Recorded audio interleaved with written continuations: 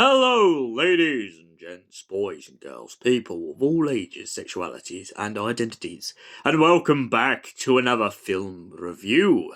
And today's film review is none other than Minions: The Rise of Gru. So, without further ado, let's get into the story. Gru is like any teenage or young boy.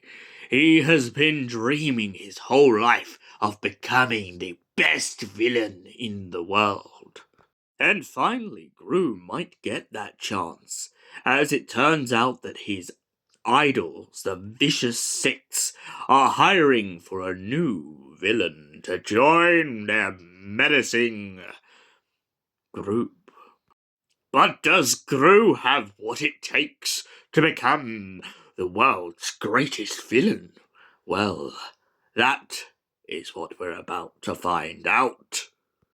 So, our story starts with Wild Knuckles, who has just gone to retrieve a medallion that has all the animals from Chinese New Year on it.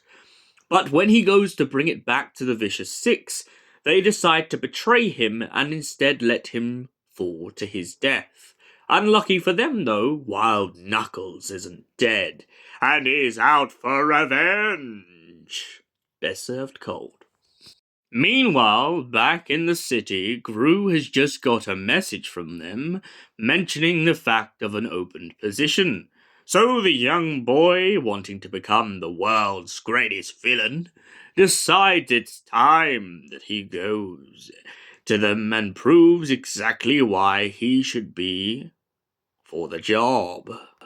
However, when he enters the room, the Vicious Six, or, as we should say more to the point, the Vicious Five, for the moment, have essentially, well, they've talked down to him. No way to beat around the bush. They just treat him like shit. And Gru, naturally, is annoyed by this.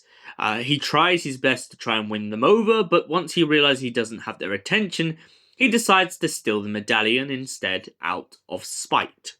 However, he doesn't quite know what he has. In his hand, he holds the Zodiac, a medallion that allows the user to essentially grant the powers of all the animals for New Year's. Gru tries to take this home, but the Vicious Five are on his case, and so he finds himself in a precarious situation in which he must find a way to get it home without losing it. And so he gives it to his minion Otto. But sadly for them, Otto is an absolute idiot and decides to trade it for a pet rock. After this, the three minions must go on a trip to finally win back their master's approval by retrieving the Zodiac. But on their way, they find themselves in aggressive situations. They even manage to fly a plane to San Francisco. Once they are there and attacked by Wild Knuckles' goons, they find themselves in the company of a woman who is a kung fu master. She teaches them the way of kung fu, and they learn to fight for themselves. Meanwhile, Gru finds himself kidnapped by Wild Knuckles, who decides to put him on a turning top. But Wild Knuckles decides to become more down-to-earth after he realizes that all of his goons have left him and betrayed him just like his old crew.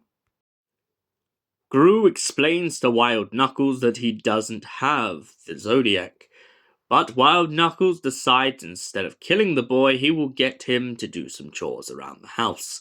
Wild Knuckles is getting on a little bit, so he's struggling with things he might have used to have done very easily. However, Wild Knuckles begins to teach Gru about being the greatest villain he can be. Gru takes all of his advice, but once the Vicious Six or Vicious Five catch up to him, essentially, they end up in a fight to the death. Three of the minions are turned into a chicken, a rabbit, and a goat. But this doesn't stop them from fighting back against the Vicious Five or Vicious Six. Wild Knuckles then goes to an ambulance after they believe that he is dying. Gru believes this as well until he's at the funeral of Wild Knuckles, and soon learns that Wild Knuckles had faked his death in order to evade capture, laughing at the UVA, who are the Anti-Villain League. So, Minions, The Rise of Gru. What did I think of this film? It's funny, it's brilliant. There's a comedic scene where Gru literally goes into a cinema and uses a fart bomb just so he can watch the whole film to himself. Absolute legend. I also like how he goes outside the gym and just starts licking an ice cream in front of all the people trying to train. Gru is brilliantly evil, but I love as well how all of his plans revolve around not only being down to earth, but also in a way of kind of just avoiding people as obstacles. He doesn't necessarily go big and flashy on purpose.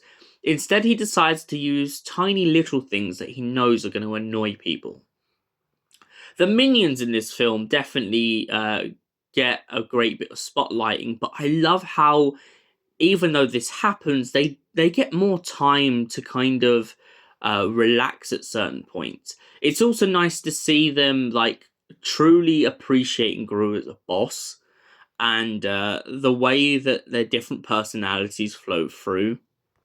Otto just gets such a funny rap in this film. The fact that we get this flashback to him losing the stone only to replace it with a pet rock is just brilliant.